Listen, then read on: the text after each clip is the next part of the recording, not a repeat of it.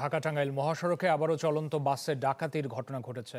লুটপাটের সময় ৮ থেকে ১০ জন নারী যাত্রীর শ্লীলতাহানি করা হয়। এই ঘটনায় বাসের এক যাত্রী অজ্ঞাত ৮ থেকে ১০ জনকে আসামি করে থানায় মামলা করেছেন। মঙ্গলবার রাত ৮টায় ঢাকার আব্দুল্লাহপুর থেকে রংপুরের উদ্দেশ্যে রওনা দেয় আল ইমরান পরিবহনের একটি যাত্রীবাহী বাস। পথে সাভারের নরসিংহপুর, বাইপাইল ও আশুলিয়া থেকে ওঠে কিছু যাত্রী। রাত 11:30টার দিকে এলেঙ্গা পার হলে অস্ত্রের মুখে বাসটি নিয়ন্ত্রণে নেয় যাত্রী বেশি ডাকাত দল।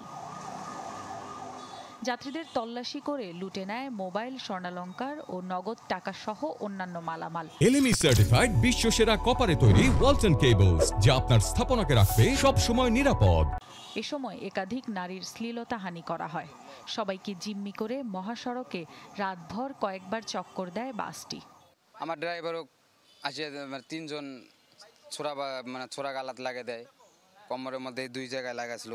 টাকাটুকু কুটে আসেন কয় আর এলা হাসতার হাতে ভিড় মনে করেন আমাদের বাটন ফোন লিছে আর হলো কানে রিং আসলো, সেই রিং খুলে লিছে। এখন একটা সঠিক বিচার চাই, যেন আমাদের জিনিসপত্র ঠিক আছে আর তারা যেন তাদের কঠোরতম শাস্তি পায়।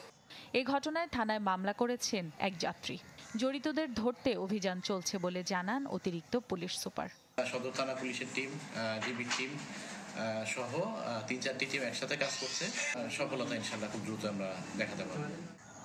এর আগে গেল 17 ফেব্রুয়ারি এই মহাসড়কে ইউনিক রয়্যালসের একটি বাসে ডাকাতি ও নারী যাত্রীদের শ্লীলতাহানির ঘটনা ঘটে। Desk report, channel 24।